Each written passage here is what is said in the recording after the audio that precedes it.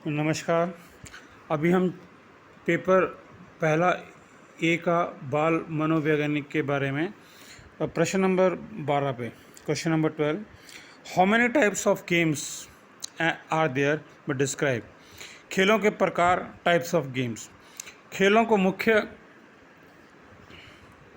मुख्य दो श्रेणियों में निम्न प्रकार से बांटा गया है: सक्रिय खेल, मनोरंजन अथवा असक्रिय खेल। सक्रिय खेल मतलब कौन सी? जो एक्टिव गेम्स है जिसमें हम खुद भाग लेते हैं। सक्रिय खेल वह खेल है जिनमें बालक को आनंद स्वयं अपनी क्रियाओं के परिमाण स्वरूप आता है। बालक खेलों के माध्यम से आनंद पाते हैं, अतः अधिकांश सक्रिय खेल खेलना पसंद करते हैं। किंतु सक्रिय खेलों को कुछ तथा प्रभावित करते हैं। जैसे सक्रिय खेलों में साथियों की आवश्यकता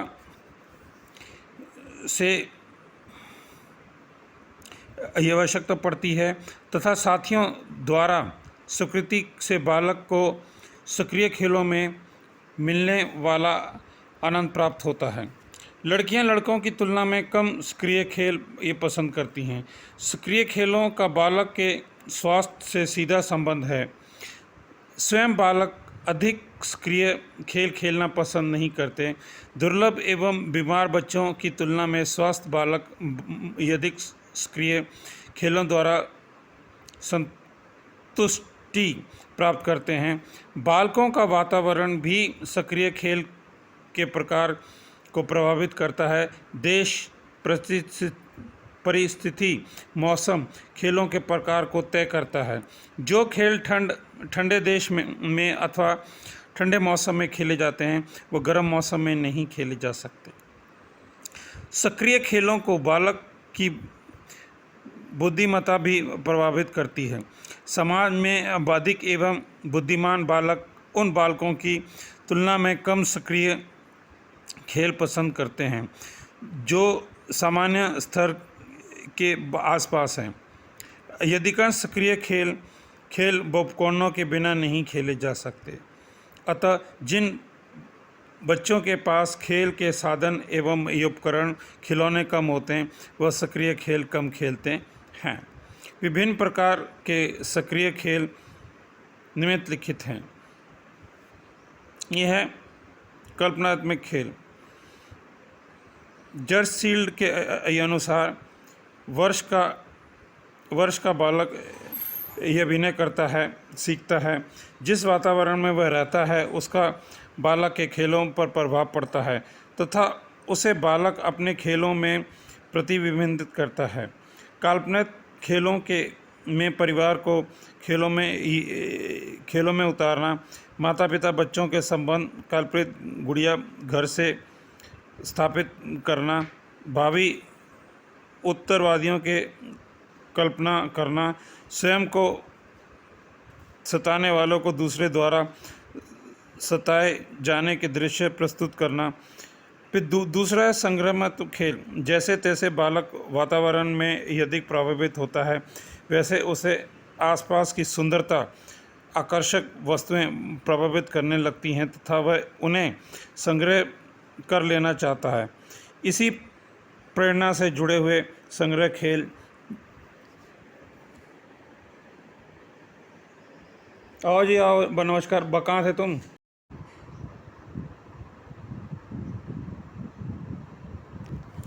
अभी हम आगे बढ़ते हैं इसी में जो हम ये पढ़ रहे थे, संग्रहालय खेल जो हैं, ठीक है ना। तो अब कैसे इसमें खेल कैसे आ गए? सिप्पी आ गई, खेल की में आ गई, पत्थर के चिकने टुकड़े आ गए, सिगरेट हो गई, माचिस हो गई, माचिस की खाली डिब्बी हो गई, रंगीन चाक हो गया, डाक टिकट हो गया, रेल बस की टिकट हो गई, विजिटिंग कार्ड हो गए, रंगीन चित्र आदि मान्यता बालक एकत्रित करके पाए जाते हैं।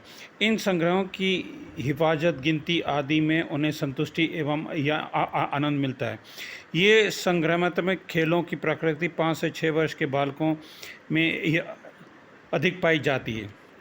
ये प्रकृति जो है किशोर व्यवस्था तक बालकों में देखी जा सकती है।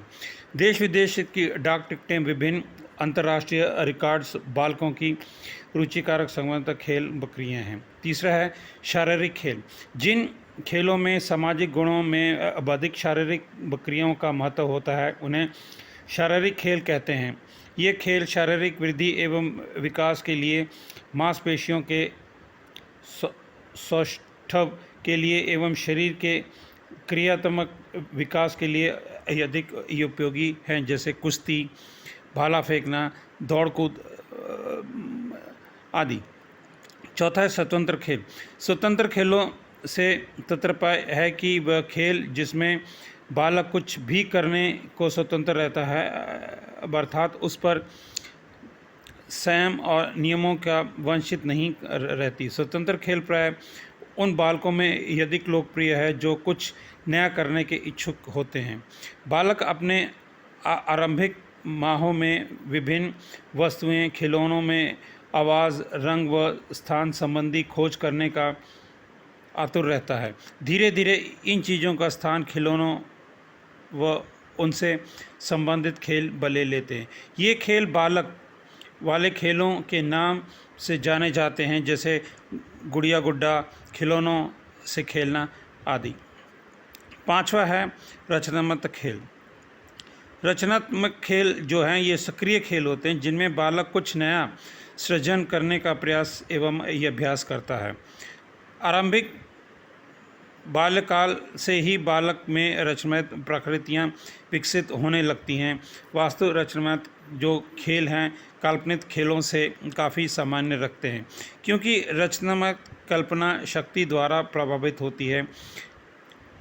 आरंभ में वस्तुओं को एक के ऊपर एक ये लगाना, ब्लॉक जोड़ के आकृतियाँ बनाना आदि रचनात्मक खेल बालक खेलता है।